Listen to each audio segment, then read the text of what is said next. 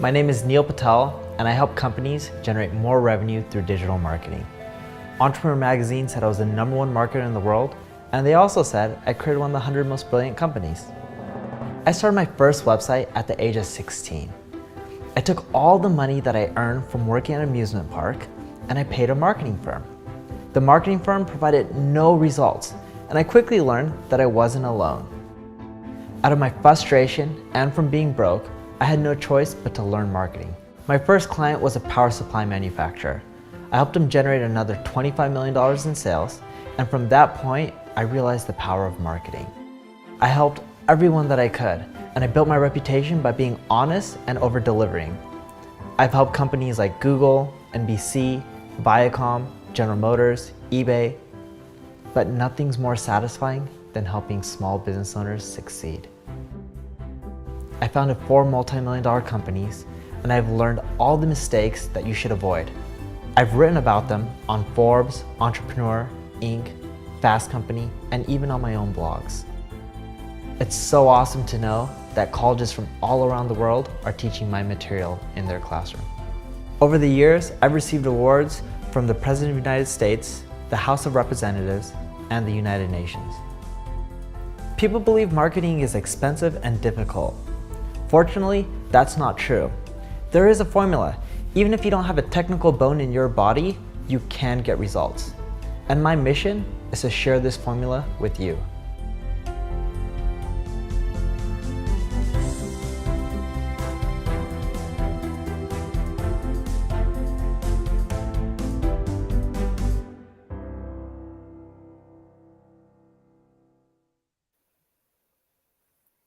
Hi, everyone. Thank you so much for joining us today as we talk through getting your email ready for Black Friday, Cyber Monday. This is part 3 of a 4-part series, so let's jump right in. First, we just want to introduce ourselves. My name is Julie Woon. I'm the Director of Content Strategy at MP Digital, and I've been working in the marketing space for just under 10 years now.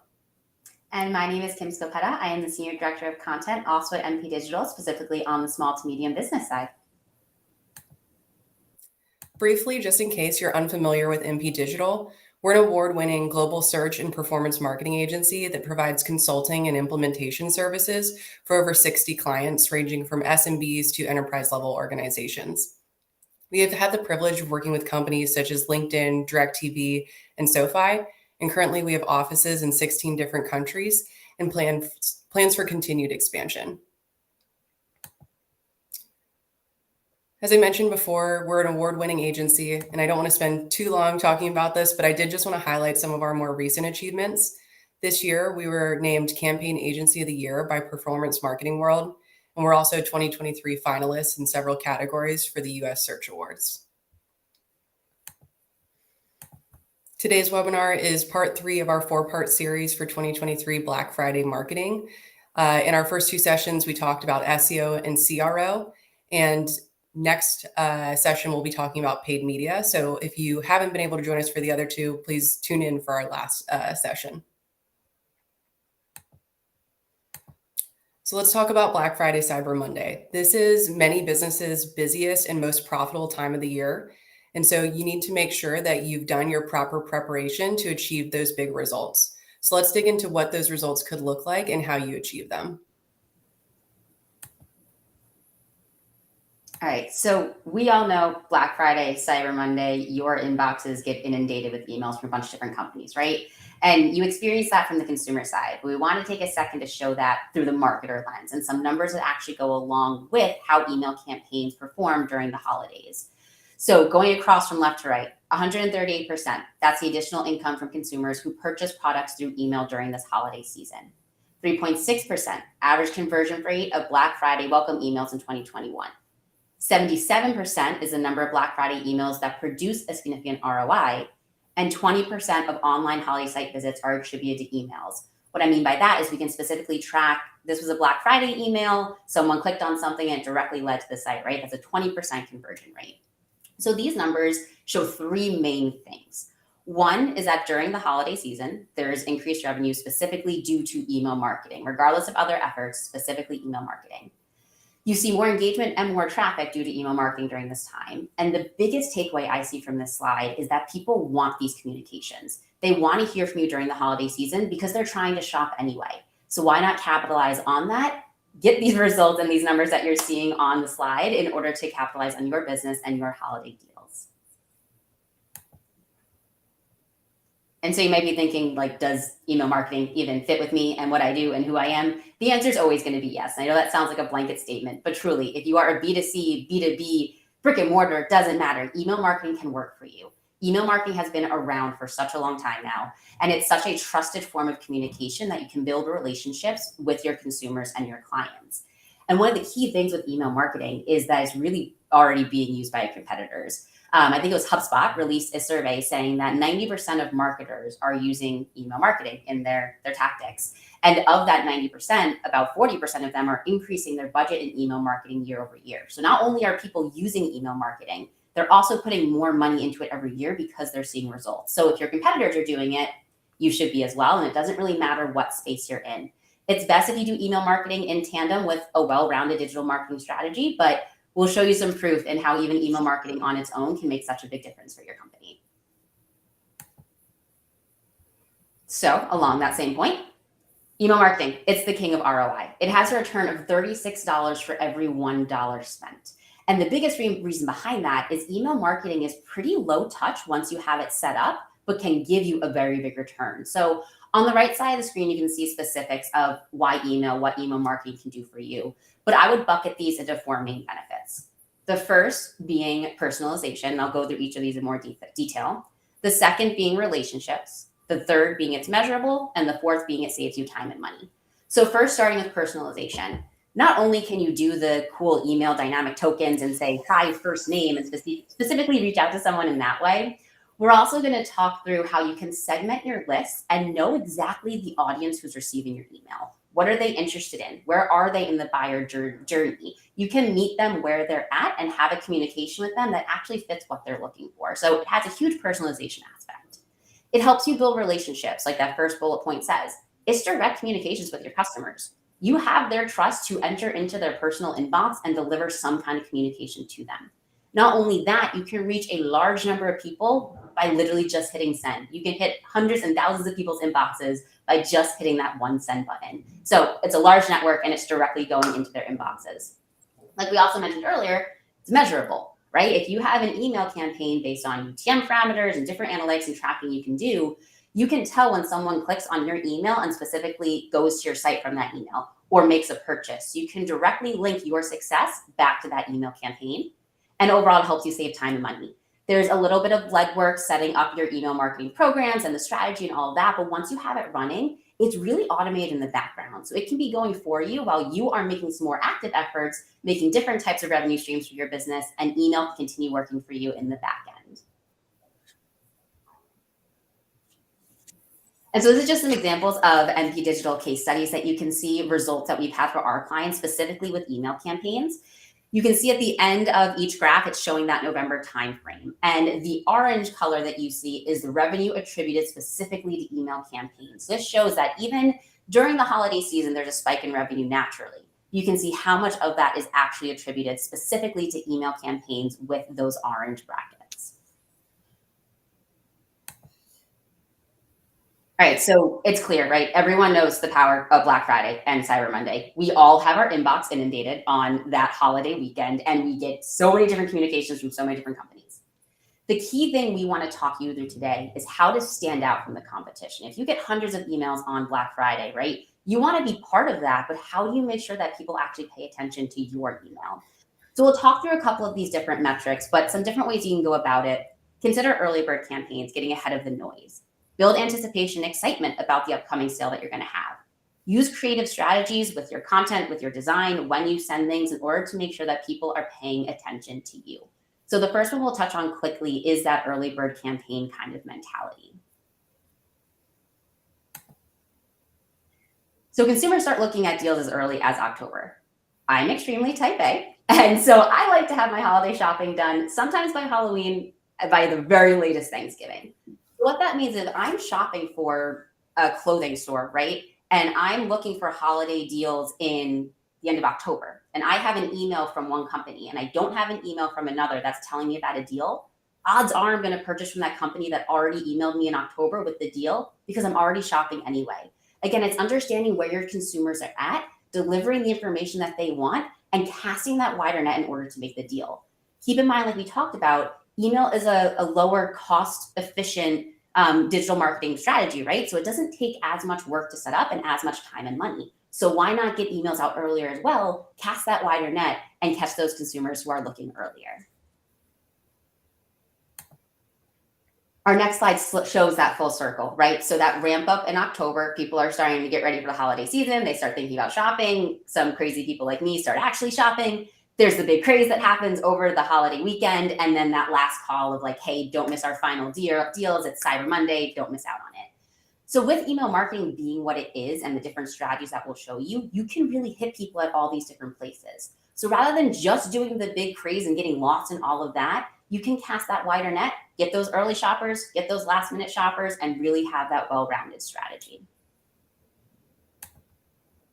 So now we've gone through a little bit about why email marketing, showing you what it does over the holidays. Julie's going to take us into a few of the strategies. Perfect. So we talked about how audiences are starting to look and shop, as early as October. So what does that mean for your planning? That means essentially you need to start now. So we're going to take a minute to look at some of the email strategies that you should be focusing on now in order to really be optimized for this year's campaigns. First, you should be auditing last year's performance. If you leveraged email marketing in 2022, you should be reviewing those emails best performing and worst performing for open rates, click-through rate, conversions, and then, of course, ROI.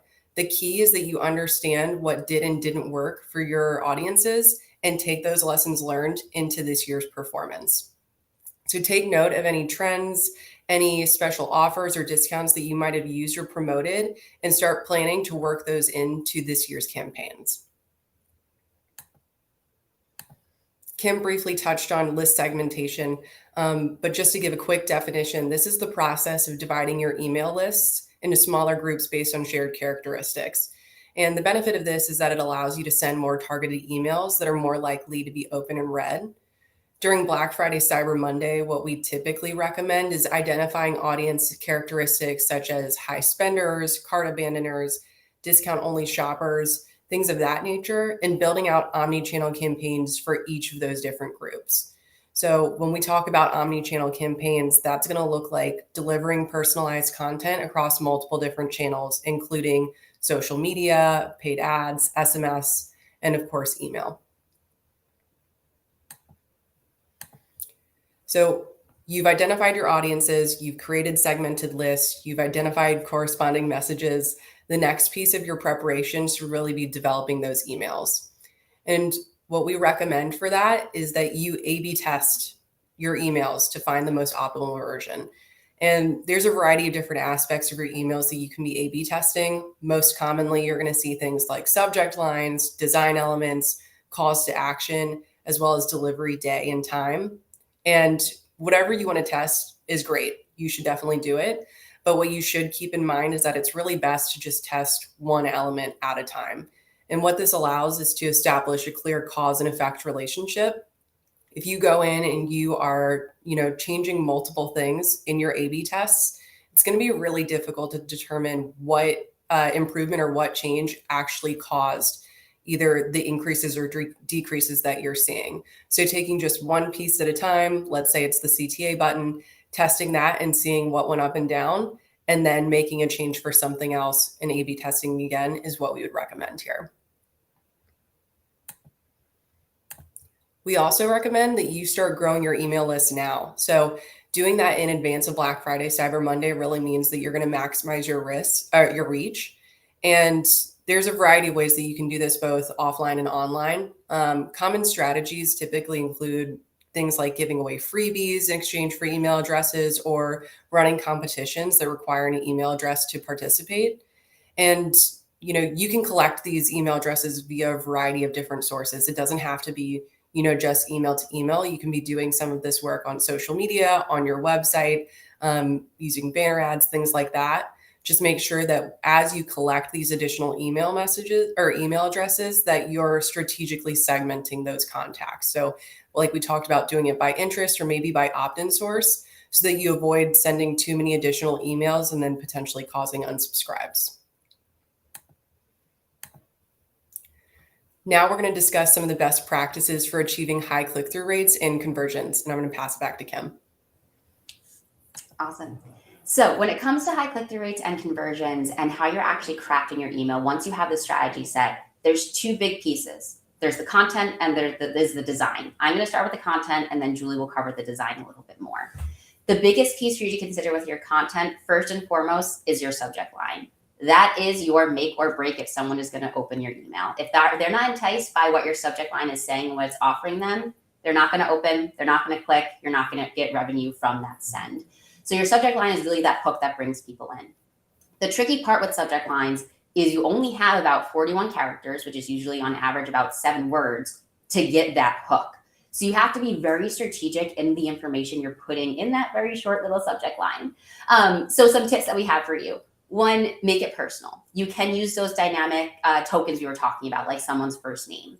Also, like Julie was saying with the segments, if you know you're sending an email to a segment that's going to be interested in a specific sale on a specific item, put that in your subject line, right? You already know what they're interested in, so hook them in with that messaging. Also be specific, right? Mention Cyber Monday and mention Black Friday in the subject line, because you'll see that increased click-through rate because they're looking for those deals. But also really let them know what the deal is. They want to know exactly what they're getting, when they're getting it, and when it's going away. So be as specific as possible in your subject line. A lot of times with subject lines, people like to focus on the catchiness of it and kind of that marketing aspect of it, making it sound cool. That's all good and fine, but focus on the clarity first. Make sure people get the information of what you're selling, when you're selling it, what the discount is. Once you have that information there, then go ahead and put the special touch on it with the marketing perspective. In that regard, don't be afraid to use things like emojis. Don't copy what other people are doing and just saying like Black Friday starts now. That's boring, right? Get in there, make it a little bit more fun, a little bit more catchy while still getting the clarity across to your consumers. The next piece that comes right after your subject line in importance level is your pre-header. So in your inbox, when you get an email, you have the subject line, that's the main bolded part, and then the little snippet of text under it is the pre-header. If someone sees your subject line and they're super jazzed by it and it applies to them, they're going to click in and go right into the email. If someone saw your subject line and they're maybe on the fence, your pre-header is your chance to push them to that final open. It's kind of like a second chance to really reel them in. The cool part here, like I was saying, the subject line is only like 7 words. It's not that much to work with. Pre-header is pretty similar. Usually it's 5 to 7 words.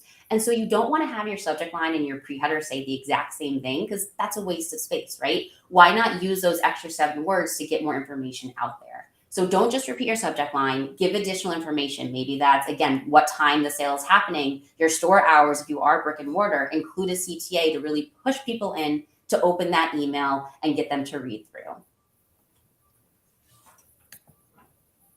And then that all leads to the copy. So one thing to mention with the subject line and the pre-header coming into the copy, make sure it always stays truthful. So if your subject line and your pre-header are talking about everything is 50% off, right? And then people come into your copy and it's actually only select items are 10% off, they're going to lose trust with you and you're going to get those unsubscribes. So the first thing to keep in mind when you're putting the copy together is my subject line, pre-header, and my text all in line with what I'm actually selling, and I'm going to maintain that trust with the people receiving my email. From there, you can start actually crafting the copy. Some tips to keep in mind: urgency and FOMO, or fear of missing out. You want people to be scared that if they don't buy now, they might not get it later, right? So using countdown timers, there's a bunch of different add-ons and widgets that you can use to get those timers in there for your emails. Letting them know when the sale ends, that there's only a certain amount left in stock, really push them to action because they don't want to miss out on what it is you're selling. Same thing with special services. If you're offering free shipping or gift wrapping, something that makes their life easier during this busy holiday time, again, showcase that. Let them know what that benefit is that you're giving to them. Always keep your email content concise. Email content should never really be more than probably 300, 400 words, and a lot less, especially the Black Friday, Cyber Monday timeframe. Again, put yourself in the shoes of the person receiving this email. You get Black Friday and Cyber Monday emails every single year. And I'm going to go out on a limb and say probably all of us has made a purchase from a Black Friday or Cyber Monday email at least once in our lifetime. So you know what works. When you get a Black Friday email as a consumer, you don't want to sit there and scroll through 5 paragraphs of text to know what the deal is. You want to see right up front exactly what it is they're offering, what the benefit is to you. So as a marketer on the other side of that email, make sure to implement those same things. Let them know exactly what the deal is, what it applies to. Make it specific to the segment that you're emailing to. Make every single word matter and keep it very scannable so people know what the message is. Along those same lines, having very specific CTAs. Boring CTAs, shop now, learn more. Everybody's seen those before. You can get a little bit more creative. Things like enter the private sale, get it before it's gone. Again, creating that sense of urgency, FOMO, letting them know the special service. Use your CTA as something to finally push them towards the goal that you're trying to meet.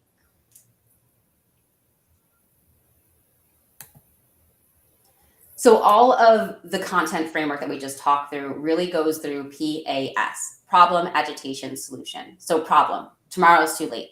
Agitation, our deal is going to end. And if you don't buy it, you're going to miss out. That's the FOMO. Solution, okay, how do you not miss out? Take action right now. So all the content that you create for your email goes through this framework, and your design plays with that as well, which I'll pass back to Julie to talk through. Perfect. So in line with some of the notes that Kim just gave us about what the messaging is, you're also going to look about how you're incorporating that messaging into the design. A well-designed messaging hierarchy helps you grab the reader's attention and builds excitement and gets them to take action. So you can kind of see this inverted pyramid image on the slide. And at the top, we've got the attention grabber. This is going to be the first thing that the reader sees. So it's really important to make that area count. And you want this to be something that will make the reader want to read more. So this could be a catchy headline, a relevant image, or even a short video. As you move further down the funnel, what you're going to see is this anticipation builder, which is that middle part of the email. And again, like she said, you're going to be building excitement, anticipation, urgency. And that's going to be through telling a story, maybe providing teaser copy. And then you'll come down to the end of the pyramid and you'll see that call to action button, or that final part of the email where you're telling the reader what action they should take. And you'll see this as a theme throughout the presentation, but you want to keep this clear and concise. It should stand out from the rest of the email, and it should be very obvious what the next action should be.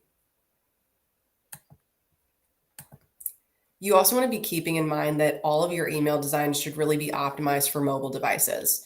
According to a recent HubSpot study, 41% of all email opens are now happening on mobile.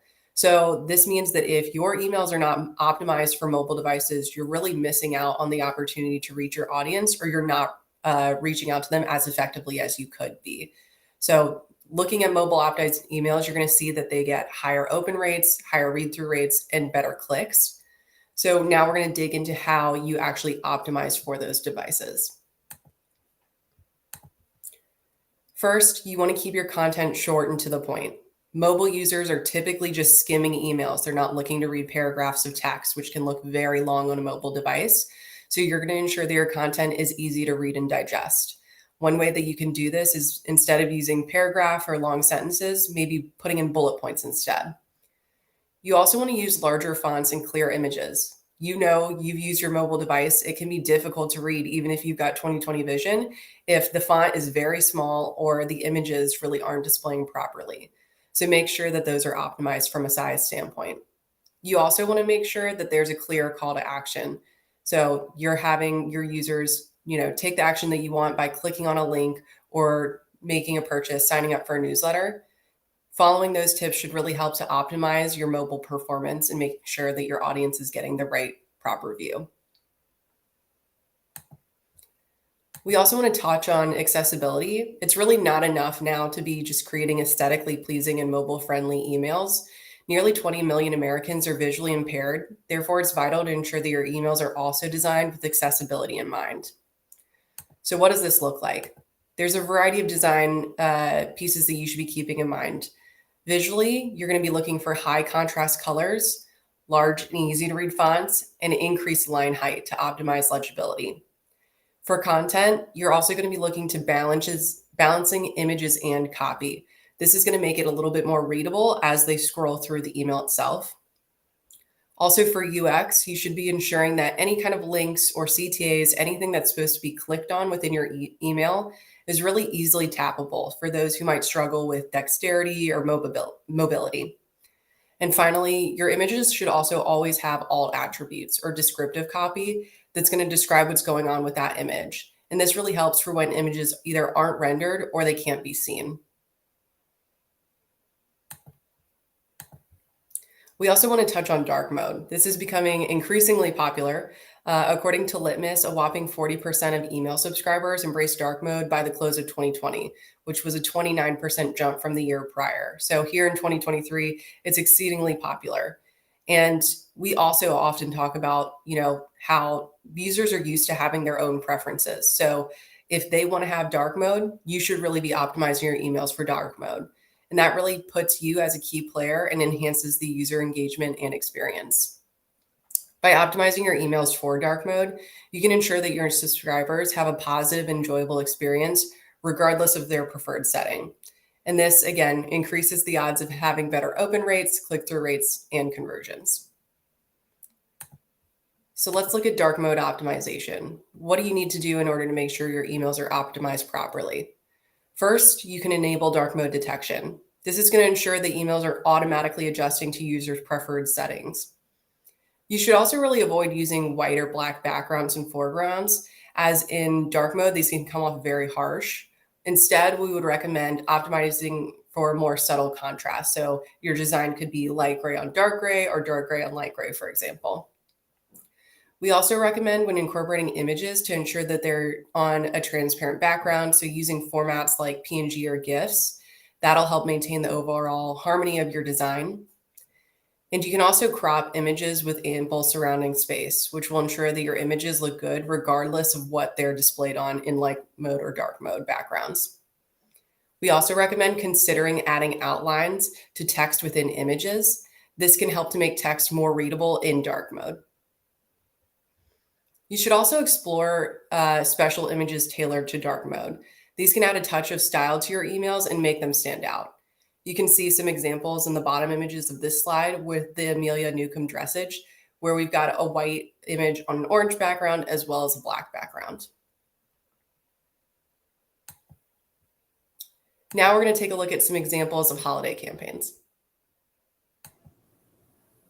All right, so the first two that we're going to look at more so apply to that getting ahead of the noise and casting a wider net that we talked about earlier. So the first one we have here is called the teaser, right? So it's letting people know either when the sale is going to start or giving them a sneak peek of what that sale is going to be. It creates anticipation, it builds brand awareness. So again, if you think about that earlier shopper, someone in October, early November, they might be looking at sales at a different company. But then you email them and let them know, hey, we're going to have a sale too. It's not here yet, but here's when it's going to be and here's what it's going to include. They might hold off on purchasing from that other company to see what you're going to have. So you avoid all of that influx in the inbox on Black Friday by sending that teaser email a little bit earlier on. Along those same lines, we have the early access. So the teaser lets people know when the sale is starting, what's included in it. The early access is, hey, we're going to do the sale now. So you catch those early bird shoppers. You tell them, here's our pricing, it's available. Doesn't matter that it's not Black Friday, you're getting our best deals right now. So again, you're avoiding that crowded inbox.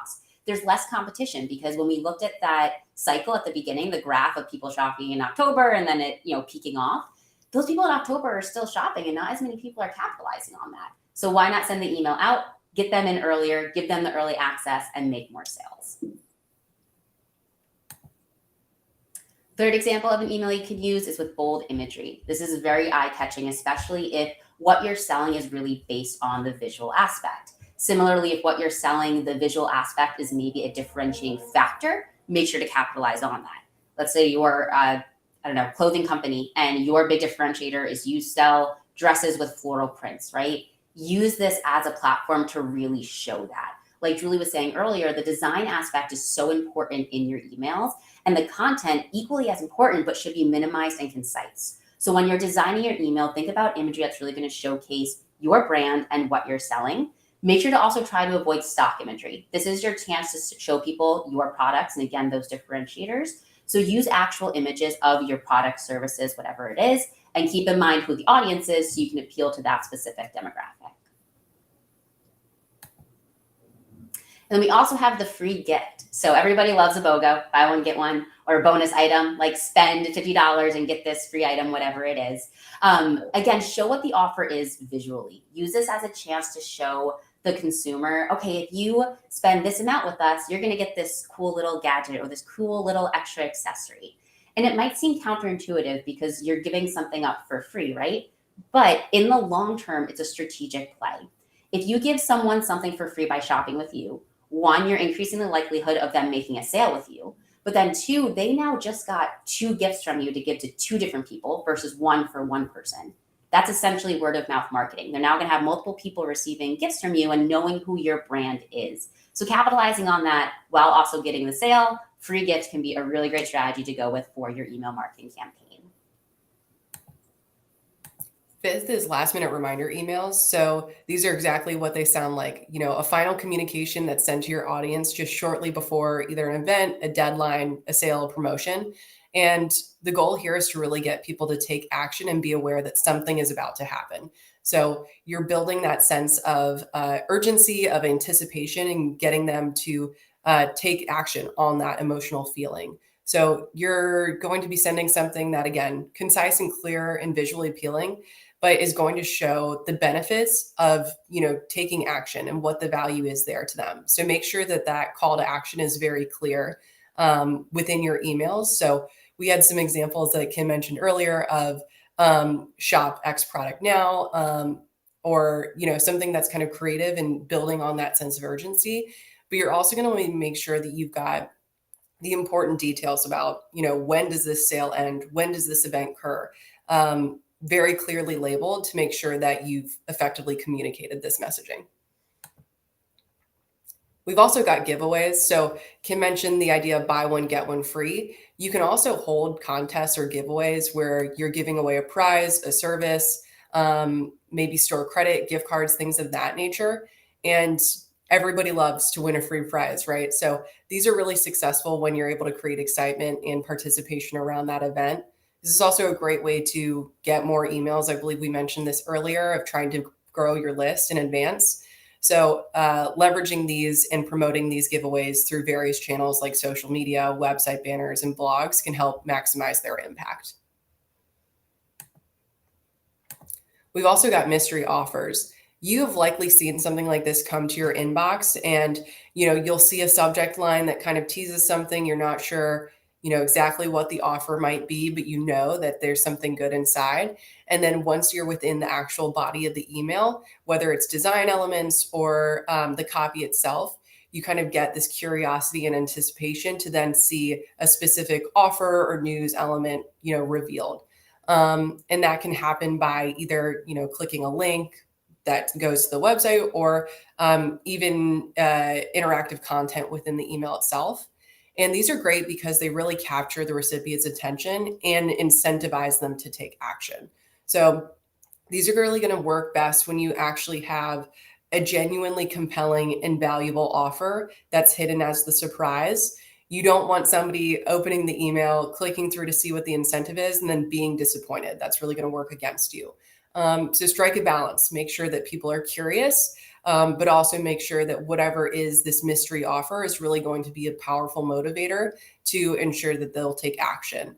And also make sure that any copy that's also contained within the email is very clear. You don't want people to feel frustrated by a lack of clarity. You can also do VIP invites or VIP emails. And this would be where you create a segmented list of selected group of individuals who we would consider, valuable or important customers, and offering them exclusive deals or invitations. And anybody or everybody rather would like to be a VIP, right? Like it makes it feel a little bit exclusive, a little bit special. And so this really is a value add for customers who you see make, more significant purchases, frequent purchases, and encourages them to buy again by providing them something that's unique and special. Our next few examples speak to that benefit of personalization with email, of you as a brand being able to directly connect with your consumers. So the first one that we have here, number 9, is the exclusive offer. So kind of like Julie was just saying, everybody wants to be a VIP, right? They want to feel like they're getting something special. This applies to that fear of missing out. Get it before it's gone.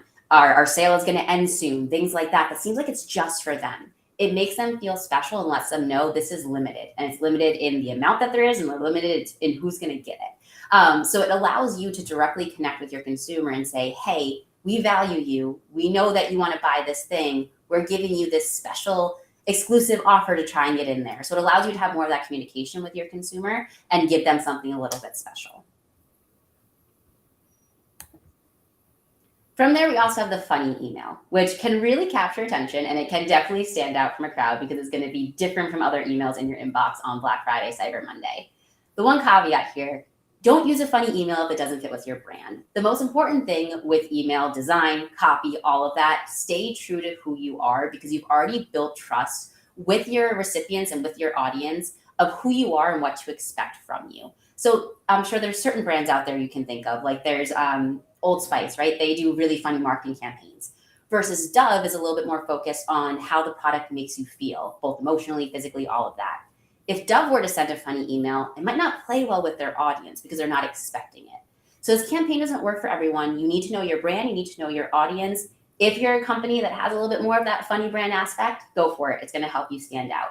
If not, it's better not to make your audience feel isolated or unexpected because they got something from you that doesn't seem in line with who your brand is as a person. And then we also have going against the grain, which again, this isn't going to work for everybody, but it allows you to be a little bit different and stand out from the crowd. So when we say going against the grain, we mean going against the craze of using Black Friday and Cyber Monday for that huge revenue spike. The examples we have here is, the revenue that we make over Black Friday, Cyber Monday, we're going to donate 100% of that to a cause. Or we're going to opt out of Black Friday, Cyber Monday. That way our employees can take a break because they should be with their family and spending time with them during the holidays. It's more leaning on that corporate social responsibility. Again, this might seem counterintuitive because people want that revenue spike during Black Friday, Cyber Monday, but you're going to create better relationships in the long term because people respect you, they respect what you're doing, and they're going to come back and shop for you, not just during the holiday season, but long term as well, because you're building that relationship with them.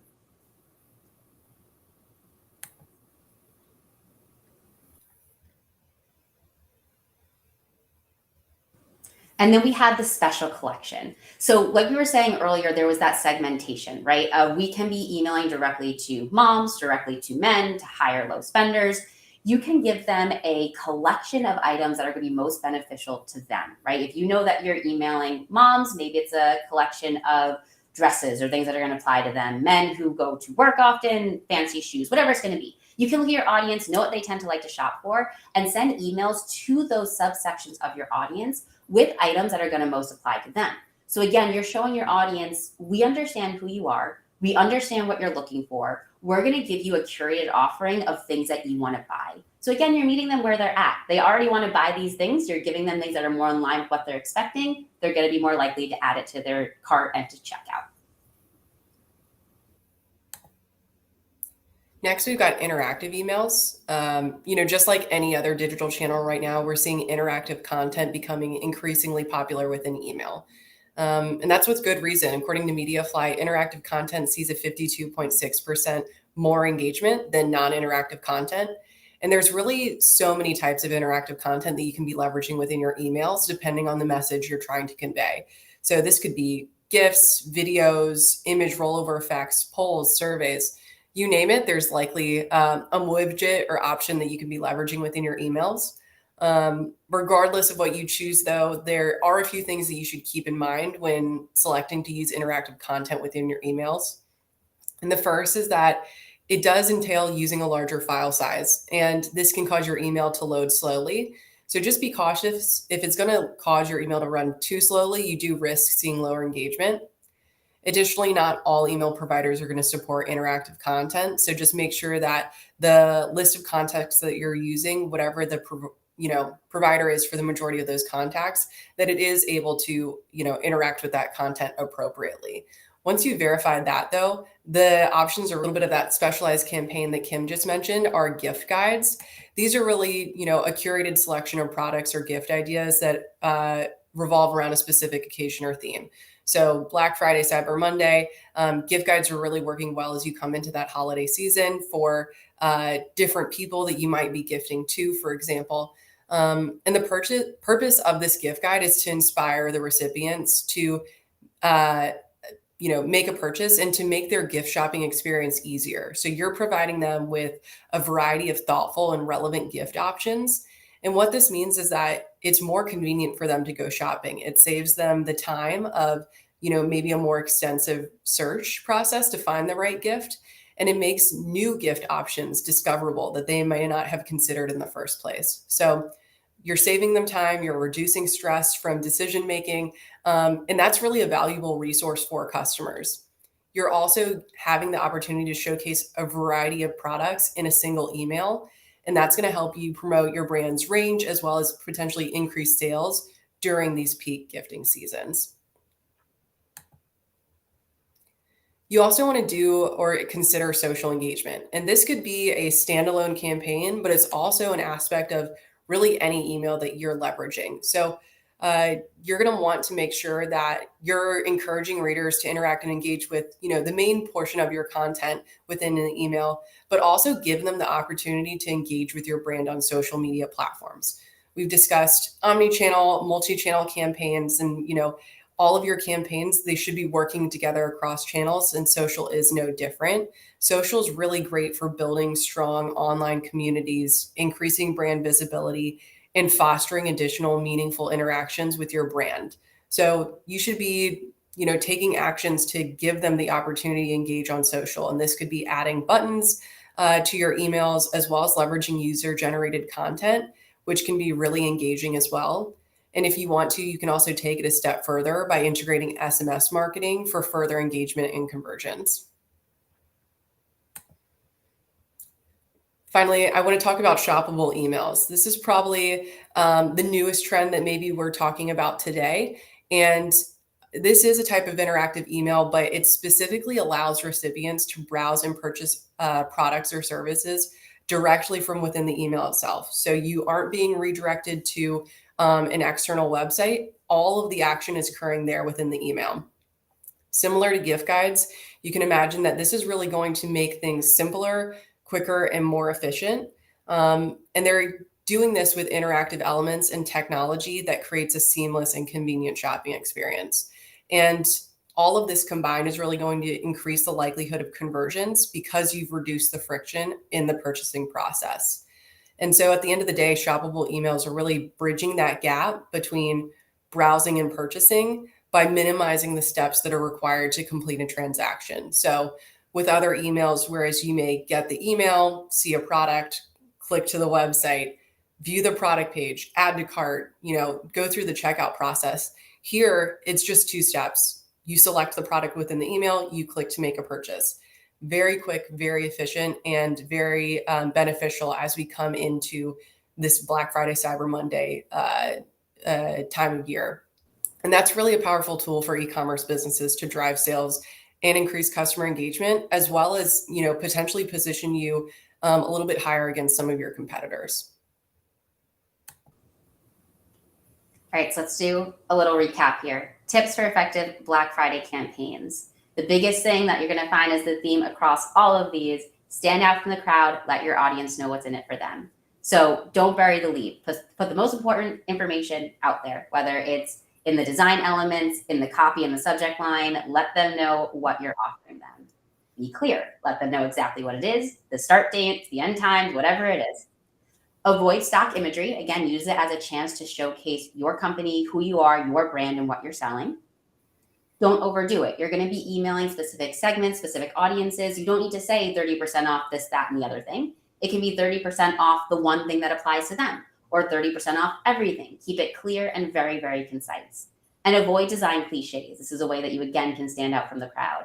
Everyone's going to get the gold glitter and the red and green and the red ribbons and all of that. Do something a little bit different. Do something that's true to your brand, maybe still touches on the holiday theme, but don't just follow what everyone else is doing and try to stand out a little bit more. All right, our key takeaways. Start sending Black Friday emails long before Black Friday, right? That was a big thing we talked about in terms of people shopping as early as October. I know it even seems crazy that we're talking about the holiday season and it's August, but think about it, October's a month and a week away. So people are going to start shopping that soon. So that's why talking about this now, getting your strategy set now, gives you enough time to start sending those emails for those early shoppers. So that's one takeaway. Follow best practices for email marketing campaigns. We touched on a bunch of them indirectly throughout this presentation, but there are email marketing best practices that help to ensure deliverability, make sure you don't go to the spam, all of that kind of stuff. That whether you're doing email campaigns for Black Friday, Cyber Monday, or just all year long, you want to make sure you're adhering to that to get the best engagement and the least number of unsubscribes. And then, of course, make your email stand out. That's what we've been saying all along. In the copy, in the design, in the strategy, don't just follow what the crowd is doing. Make sure you're making it unique for you and your brand and your audience. So to bring it all back to where we started, we have this 4-episode series talking about the Black Friday journey this year. We've already covered SEO, CRO. Now you got your email ready. Coming up next month in September, we have your paid media strategy.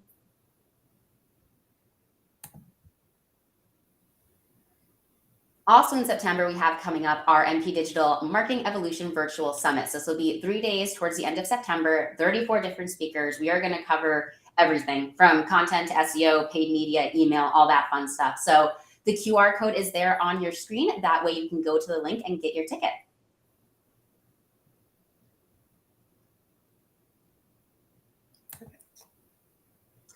And I know we went through a lot today. That was a lot of information, especially with email marketing, trying to think about Black Friday, Cyber Monday, all the best practices. We know it's a lot. If you need help, if you want to talk through it and try to figure out what your next steps are, again, QR code is right there available. That way you can talk to a specialist from our team and start planning out how to best leverage all these digital marketing tactics for your specific company. I think that brings us to questions. And some good questions at that. Wonderful presentation. Lots to sift through here. Let's start with this one, and probably best addressed or answered by both of you. And maybe even in another session, already answered in another session, but nonetheless. Any tips to keep emails just out of the spam folder? Quick tips. That question came up in 3 different occasions throughout the presentation. So any tips to keep emails out of spam? Yeah. Quick tips, make sure you're cleaning your email list. You want to make sure that you don't have any irrelevant or spam email addresses in there. If it seems like you're getting a lot of bounce backs, then your email is going to start going to spam. So that's one thing. Make sure you're cleaning your email list. Make sure you're using best practices with, again, your subject line and your pre-header. Don't just do all big blaring text. That looks like spam. Make sure you don't have any misspellings in there or grammar mistakes. It's got to look like it's coming from a human, of course. And make sure, again, that you're being truthful. What your subject line and your pre-header say, make sure that's the same that's in your copy. That way it's carrying people all the way through. You're actually being truthful in the offering that you're showing. Great answer. And then the few things I would add to that too is just if you don't already have from a technical standpoint DMARC verification set up, would highly recommend that for email domains. There's also a variety of tools that you can use online that'll help you, monitor and maintain your email domain reputation, authority, and also just making sure that you aren't being sent to spam. So like I said, tons of options out there to double check on those, but highly would recommend that if you haven't gotten DMARC verification that you do so. While we have you, Julie, this one I think is probably best for you. Sure. Does high email engagement during Black Friday hold true for B2B companies as well? I mean, a lot of the examples were more direct to consumer. Any thoughts on how applicable all this is to B2B marketing? I think, unfortunately, it's really going to depend on your industry and the services that you offer for a B2B standpoint. So if you are a B2B business that serves e-commerce businesses, there is a chance that Black Friday, Cyber Monday campaigns and the things that we talked about today could really be applicable. But there also are going to be instances where, not necessarily. I think you can absolutely leverage the holiday timeframe and that theme to push other marketing messages that are actually more relevant for a B2B audience. But a lot of what we talked about today is truly B2C. So I would absolutely recommend A/B testing some of that, seeing what kind of, holiday or theme messaging might work in this time frame. And if you do have, business clients who are affected by Black Friday, Cyber Monday, catering to those needs. but not everything's necessarily one-to-one. Thank you. For Kim, is there a character limit for the pre-header? So there's no limit technically anywhere. It'll just cut off and you won't see the whole thing. But similar to your subject line, you don't really ever want to go more than 40 to 50 characters, because then it will get cut off in that view and people won't actually see all the words that you said. So try to keep it to that 40 character limit for both subject line and pre-header. Awesome. And for Julie, this question came up twice when you were speaking about the messaging hierarchy. Mm-hmm. Should the content within that hierarchy be above the fold, or is it okay to have the CTAs and parts of the hierarchy sort of below the fold after scroll? Yeah. I think there is an aspect of what we mentioned about like the teaser, or, not hiding, the main point below the fold. I would say have some of that important key messaging and points higher up in the email, but I think to have your call to action, your buttons lower down, that's pretty anticipated. So as long as you're getting to like the juicy info relatively close to the top, that's going to help. But also remember, above the fold in this area is not always in the same place, right? So above the fold is going to look different on a desktop than it is going to on a mobile. So again, just don't bury your lead. Make sure that that crucial messaging point is higher up within the copy, but don't be afraid to have other, useful information further down as users scroll. Awesome. Thank you. For both, probably. Those darn bots. What about bots, which automatically open emails without creating any genuine engagement, leads to fake metrics? He noted, or this person noted, research revealed that bots account for up to 20% of all email opens. Any thoughts, tips, tricks on how to handle that? Yeah, I think where that comes into play is looking at other metrics, right? It's not just the open rate. It's looking at your click-through rate. It's looking at the revenue. Like we talked about earlier in the presentation, one of the great things with email is how trackable it is. You can see that people clicked on that CTA, went to that exact landing page and checked out because of your email. So yes, open rate is one metric, but a bot isn't going to go through that entire process and actually make the sale. So focus on some other metrics as well in order to actually look at your ROI. And there's a variety of ways to do that, right? Like you could create a segmented list, not for the purpose of sending, but just for the purpose of analysis of people who have, only opened and not taken any further action, and take a closer look at some of those contacts and see, what's going on there, or potentially do an A/B test with some of those contacts and figure out, is there an instance where you can get them to engage, is it truly a bot, or is it just somebody who they're opening your emails, but they're not feeling enticed to click? Speaking of lists, you said it, not me. What if you don't have one? Any sort of where do we go? Best practices? Any tips on just creating your email list? I mean, that's the first thing you need to do, right? Any tips there?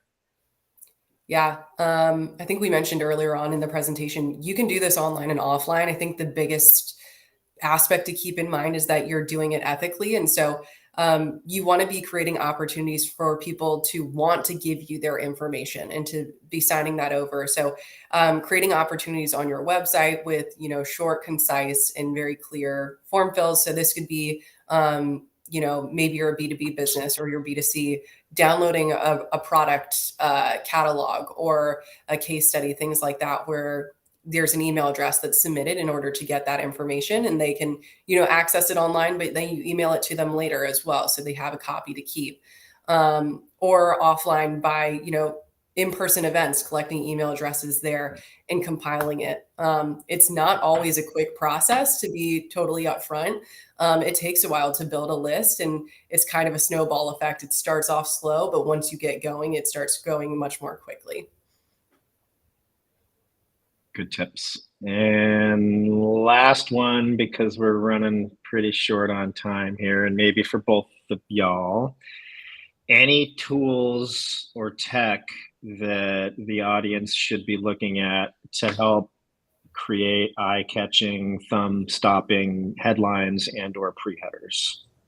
Yeah, so I think there's the design side of that and there's the content side of that. On the design side, having an email service provider that has those options available to you. There are some email service providers that you can build emails directly within their platform. You can pull over widgets, things like that, and make those designs. From a content perspective, it's really trying to get creative. Like, you can look at what other people have done. Again, don't try to copy them, but see some different takes they do. Is it a cool play on words? Is it a joke? Whatever it is, and try to get a little bit more creative when you're putting the content together. And we didn't touch on this in this webinar, but we did one a few weeks back rather, about just email marketing best practices. And we have been testing tools like AI to help develop copy and content, as well as even visuals. And I think that's, a potentially free option for you to leverage in developing things like that. Just want to add that caveat, though, that anything that you're creating with any tool, regardless of it's AI or something else, you should really be, QAing and make sure that, one, it's right for your audience, and two, that it's, grammatically correct, spelling is correct, there's no formatting errors, things of that nature. But it does give you an option to find, a variety of different copy options that you can be A/B testing to see what's going to work best with your audiences. Last one that just popped up, and I like it, so I'm gonna ask it. Is there a best practice when it comes to gated or non-gated collateral? I mean, if you already have email addresses, then they're already sort of a connected audience member. Any thoughts on that? Yeah, I mean, I think that you want to be very particular with what you are gating and not gating, right? Like, there are some things where, from a value standpoint, maybe it's not something that's going to be found valuable enough to be gated. And in those cases, you want to make it easy and upfront to get. Same thing with something that's going to lead to a quick conversion.